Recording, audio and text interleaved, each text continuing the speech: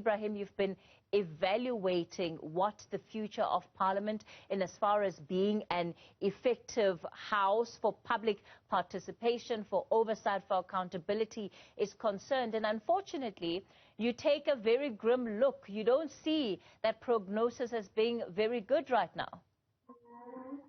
No, I'm afraid not, Kathy. And I wish it were different. I wish I were slightly more optimistic about the tenor and the nature of Parliament.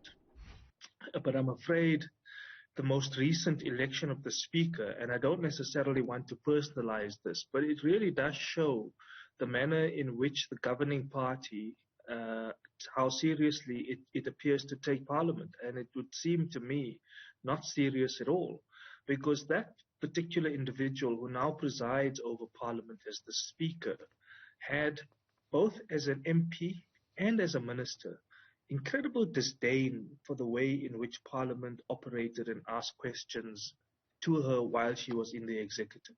Now I fear this person is the presiding officer. But be that as it may, even if we depersonalize the issue, just think of the myriad of scandals that appeared in our public governance system, whether it be the digital vibe scandal, whether it be issues around Nkandla, whether it be about expenditure in health, in education, in welfare, and you can think about the case that went to the Constitutional Court concerning SASSA.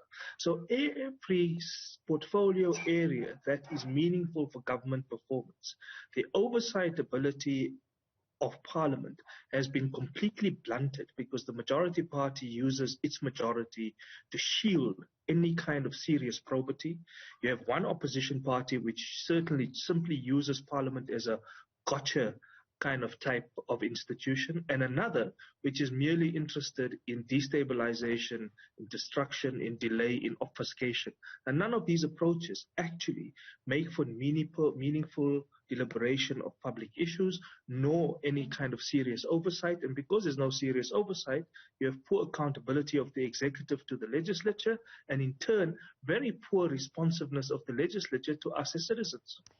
Ebrahim, I'm quite interested in, your analysis in as far as the role of Parliament is concerned, because ultimately the executive are supposed to be accounting before Parliament. So when you look at the Constitution, Parliament is higher than the executive, and yet one looking at the history of our Parliament in recent years could be forgiven for thinking it's the other way around, that in fact, Parliament in some ways is being held to ransom by the parties which it represents. Well, the parties which constitute Parliament obviously determine the tenor, right? And the majority party, or the party in majority, is going to form government. Now, it would be obvious that the governing party will want to shield itself because largely it perceives those people who are in the executive as senior party members. So you sometimes have people from rank and file backbenchers who believe, oh gosh, how do I raise serious questions and show up people who are senior to me in the party? But Kathy, there was a period under both the Zuma and the Mbeki administrations where there were people in Parliament who were more senior than those people in the executive, in the party. So in the party, in the ANC, for example, you had some members of Parliament, sometimes even directors general in the administration, who were in the party more seasoned, more senior than those who were members of Parliament. And then members of Parliament feel slightly more intimidated to ask those questions. Or you would have a member of Parliament who's more senior to the other in the party, and then they throw their weight around, not for serious public concern, not to extract the kind of responsive answer for why a department did or didn't do something, but merely for the purposes of playing internal political brinkmanship. So either way, it doesn't seem to serve the public very well. Why? Because you have members of Parliament who merely believe that they must be there to serve the interests, firstly, of their parties, secondly, even more narrowly, to serve the interest of a faction of their party. So they don't take the question of parliamentary oversight very seriously. Secondly, They invert the relationship because in their unscrupulous notions of what hegemony and dominance might mean in society is that the party's concern must prevail over any other concern, even if it be public concern. That's not the matter. That's on the back burner. The primary concern, what's in the interest of party? How do we pursue the interests of the party? Well, by blunting oversight. And the Constitutional Court, no less, found that Parliament failed in its duty. Remember when the Nkandla case that was taken by the EFF, the Constitutional Court found that Parliament was in dereliction of its duty and actually committed something that was against the law. So that's a serious and very egregious kind of abuse of public institutions. And because of that failure, it facilitated all kinds of things like malevolent state capture, like corruption, and much of it is unchecked. Much of it, you get no responsiveness, and because there's no responsiveness, there's no accountability.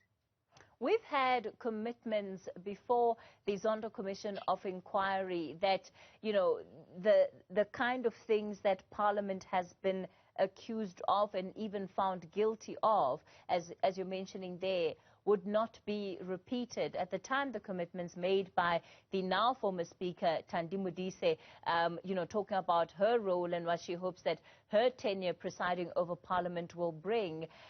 Do you have reason to believe that regardless of who is the Speaker of Parliament, that things will fundamentally change? Because the structure and the nature and the thinking of the caucus of the ANC, the role of the opposition, that doesn't seem to have fundamentally changed at all. No, and I'm afraid, you know, I think that the degree to which an individual can shape the agenda of Parliament or shape the tenor, there's some scope for that. So it does matter who the presiding officers are and so on. But I do genuinely believe for three reasons, two of which you point out.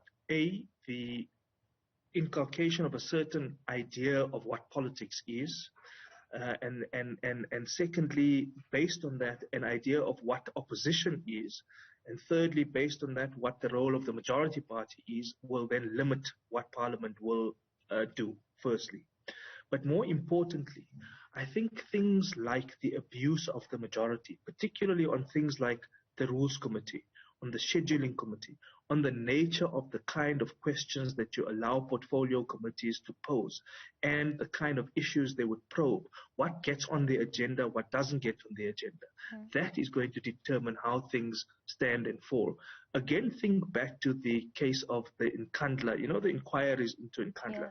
There were 4 parallel investigations going on at one stage, in the SIU, in the Department of Public Works, in the NPA and the police, and then Parliament was having its own probe through an ad hoc committee. One of the opposition parties, the DA, suggested a set of questions that the Parliamentary Portfolio Committee, ad hoc committee at least, should be asking.